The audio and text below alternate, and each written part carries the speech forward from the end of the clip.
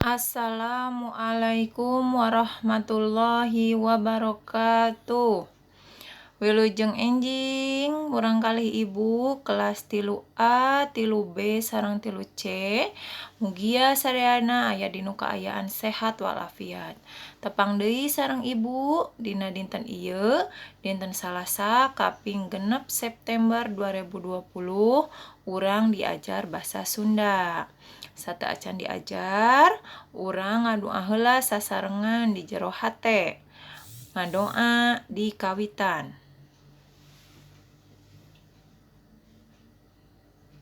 Rengse. Langsung bae urang ayeuna diajar basa Sunda, urang ngabahas kalimah tina istilah usum-usuman.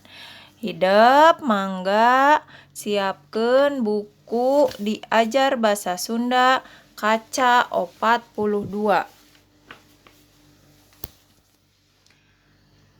Nah, sata acana ibu ngemutan deui ta ieu nya rerencangan hidep supados hidep henteu hilap. Insyaallah moal hilapnya mugia sadayana aya dinu kaayaan sehat. Ta ieu hatur nuhun kana tugas anu tos ngintunkeun waktos minggon payun nyaeta ngagambar.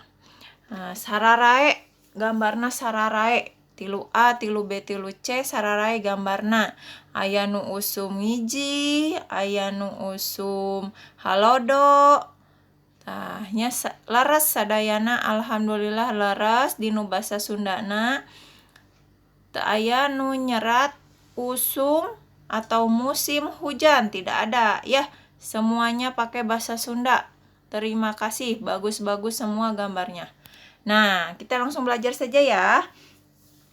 Ini di halaman 42. Bagian 2. Yang ini ya, nih. Nih ya.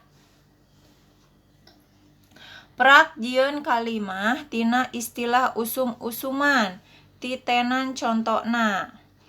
Usum halodo sareng main langlayangan. Kalimahna dina usum halodo Adi jeung Yuda sok main langlayangan. Tah hidep ayeuna ku ibu didikte. Hidep nyerat tapi kalimahna cekap hiji. Samikeun sareng ibu muhun. Mangga hidep nyerat di kaca 42. Ibu bade nyebatkeun kalimahna ku hidep diserat. Urang pilih salah sahiji bae ngameh teu seueur teuing. Tah. Anu A, usum ngiji. Kalimahna bulan kamari geus asup usum ngiji. Contoh. Nah, hidep seratnya ieu aya keteranganna di ibu. Mangga engke upami teu kabujeng ku ibu didikte hidep tiasa ninggal deui video ieu di pause. Teras anu B, urang pilih kecapna kurang dahareun. Kalimahna usum paceklik nyaeta usum kakurangan kadahareun. Kakurangan kadahareun ya.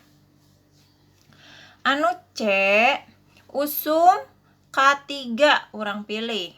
Kalimahna usum katiga mah pepelakan sok gararing. Nah, hidep mung nyerat hungkul nya janten sadayana sami kedah disamikeun sareng kalimah Bu Silvi. Anu D, usum sasalad. Usum sasalad nyaeta usum loba panyakit. Ini teh panyakit ya. Panyakit nu babari nepa. Anu E, urang pilih kecapna tanapi kalimahna anu panen bubuahan jeung palawija. Apa palawija itu?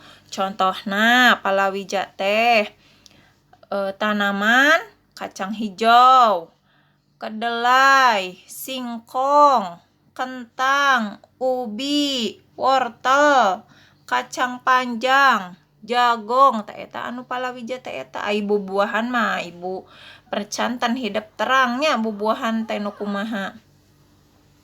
Tah contohna, contoh kalimatna, barudak sok bungah ai datang waktuna panen buah-buahan jeung palawija. Eta mangga ku hidupna engke dipaus wae nya.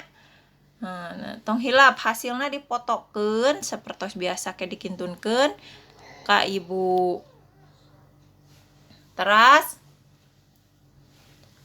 anu kaca 43. Ibu bade narangkeun deui di dieu aya kalimah wawaran sareng kalimah pananya. Nah, kalimah wawaran cirina aya titik di tungtung kalimatna. Upami kalimah pananya aya tanda tanya. Contoh, hujan raat ieu nya ieuna. Tah teras kalimahna ieu kalimah wawaran. Danu jeung Salman keur nungguan hujan raat titik. Tah kedah aya titikna. Upami teu aya titikan lepat. Akhir kalimat kedah aya titikan, hidup perhatoskeun deui nami jalmi, nami tempat kedah ku huruf besar ya. Kedah ku aksara ageung payuna. Nah, terus yang kalimah tanyanya atau kalimah pananyana, keur naon Salman jeung Danu teh. Nah, itu contohna. Ayeuna bagian A. Subur tur lega. Kalimahna, kalimah wawarana. Contoh hidup tiasa diserat ieu nya. Kebon Mang Chandra teh subur tur lega titik. Awas titiknya kelewat ya. Nah, yang kedua atau kalimah pananyana dari kecap atau dari kata kumaha. Kumaha tuh apa ya? Kumaha tuh naon cobi hartosna. Kumaha tuh bagaimana ya. Bagaimana keadaan kebun Mang Chandra. Nah, di bahasa Sunda keuna kumaha kaayaan kebon Mang Chandra, tanda tanya. Tong hilap. Kalimah wawaran aya titik, kalimah pananya aya tanda tanya. Tah eta penjelasan ti ibu, mudah-mudahan hidup ngartos, paham. Pami teu paham tiasa langsung naros ka ibu. Tah tong hilap dipotokeun oge halaman 43. Nah, teras ieu pancena, tah tugasna mung sakedik. Pek hidup kerjakeun kaca 44 nomor B, C, D dugi ka E. Nyamung 4 nomor. Aya di lapang, aya keur ngapalkeun, aya pinuh kuruntah, aya Bapak Salman. Hidup diserat ieu oge sami engke dipotokeun, sami di-share atau dikirimkeun ka link anu ku ibu bade di-share. Mohon hatur nuhun murangkalih ibu kelas 3A, 3B, 3C. Mugia paham ka penjelasan anu nembe ku ibu diterangkeun. Hapunten samudaya kalepatan. Hatur nuhun. Wassalamualaikum warahmatullahi wabarakatuh.